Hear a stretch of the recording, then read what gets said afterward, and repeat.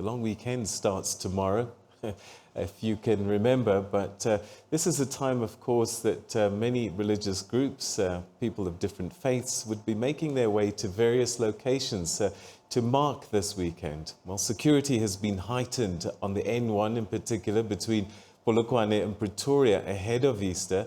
Scores of vehicles have been turned back already at the Carousel toll plaza because of a lack of permits. Soldiers, traffic officials and police are manning a 24-hour roadblock there to enforce compliance. Somebody who's watching the story for us is Mike Maringa. Mike, thanks very much for joining us. Tell us a little bit about what's been going on there.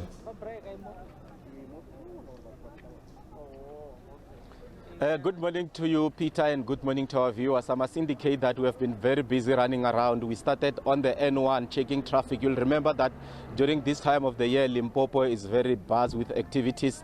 We have millions of people who usually descend to Moria, to the two churches, ZCC and St. Engenas. But unfortunately, because of the lockdown, we are seeing a different a picture altogether, whereby we saw very few vehicles on the road, which was mostly trucks that are delivering goods and other essential vehicles that are driving into and outside of Limpopo. I must also indicate that it's not only the N1 that is getting attention. I'm coming to you live from Bilabila on the R101, where traffic officials and SABC members have been here since morning. They are manning a roadblock here to make sure that people who are using this particular road and the nearby township, there is compliance. And I'm bringing to you now the MEC who is responsible for transport and safety and community liaison, Mabungu Leruli Ramakanya. Let's quickly talk about compliance in the province. We understand you started at Jane first. Now we are here. Give us a picture of what's happening in Limpopo. Is there compliance? Thank you very much. I think, to be honest, we should start by appreciating the teams of the taxi associations, that immediately when there was a lockdown, there were those that were complying and those that were not complying.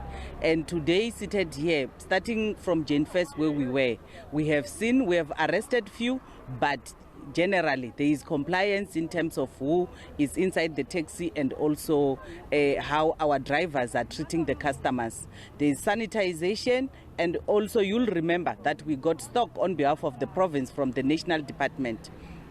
So today in the morning we were in Jane First and we were able to spray some of the taxis just to sanitize them with the premier of the province. Let's quickly talk about this roadblock in particular. We have seen what's happening on the N1.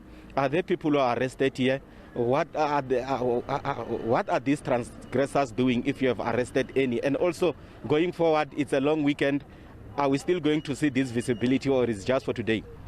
The visibility is going to continue until Monday, when we are saying we are satisfied. But remember, until lockdown, we as the department will be visible. But here, specifically for this roadblock, the transgressors are one, business people that are trying to smuggle items that they are not supposed to buy and go and sell in the spaza shops. Two, people that are trying to just move around, who will not say specifically where are they going. But you'll remember that if somebody is going to the chemist, we need to see the doctor's letter. If somebody is going to the shops, we need to see the grocery. So the transgression specifically for this roadblock has been compliance. Another issue on compliance is the passengers in the private vehicles, where they want to be more than the number designated. And we continue to say to our people, if you are in a bakkie, you can only be alone. If you are in a private car, you can only be two. And if you are in a taxi, 70% will also show social distancing. MEC, earlier on we saw you rushing to one shop here in Bilabila. Was there a raid of sort? What's happening? We actually stopped the vehicle here at the roadblock. When we inquire about the licensing, the type of stuff of food that they carry, we then discovered that it was from that shop. When we arrived at that shop, we found that all the items that the person is selling has expired.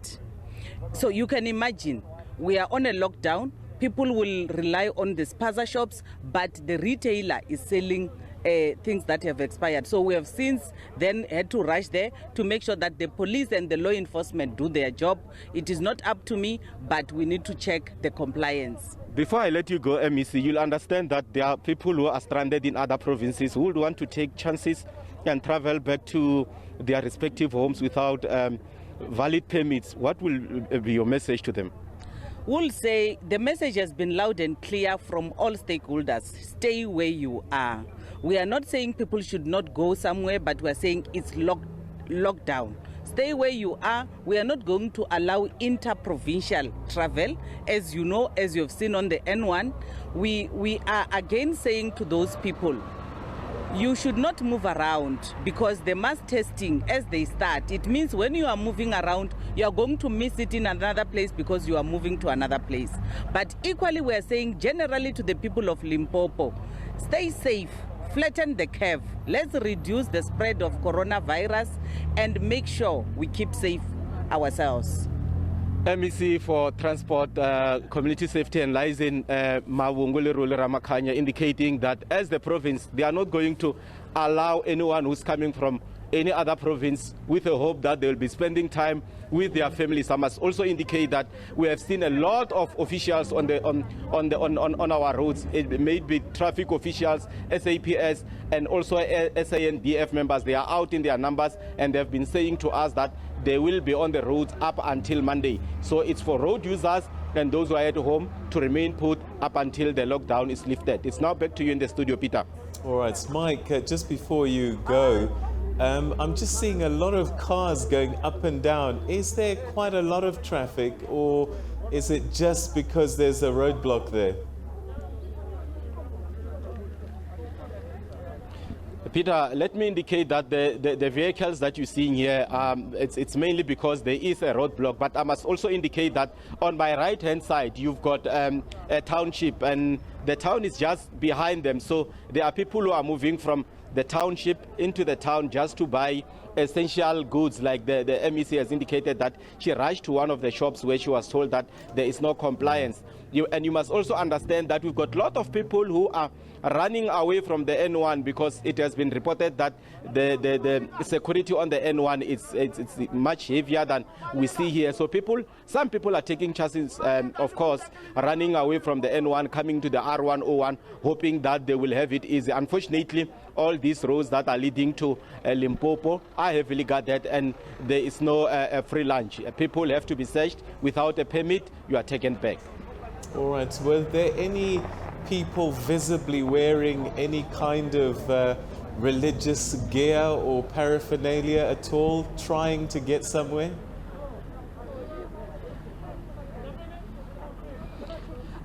Peter, I must indicate that from Polokwane to here, we also touched parts of Pretoria.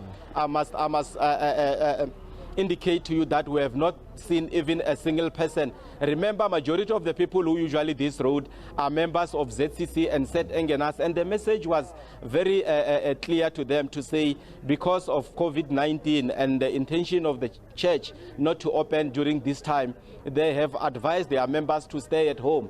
But even if they wanted to go to Morial, remember, you'll need a permit. So without a permit, there's no way they could have made it on the N1 or R101. So it looks like they've hit to the call by the two bishops and other pastors of other churches. We have not seen anyone who seems to be going to church. So it looks like the MEC was indicating, people are complying in that regard. So we are hoping to have a very quiet Easter tomorrow. We won't see any gatherings as alluded earlier on. All right, Mike, we'll leave it there. Thanks very much indeed. That's our reporter, Mike Maringa, who's been monitoring movements along the N1 in Limpopo.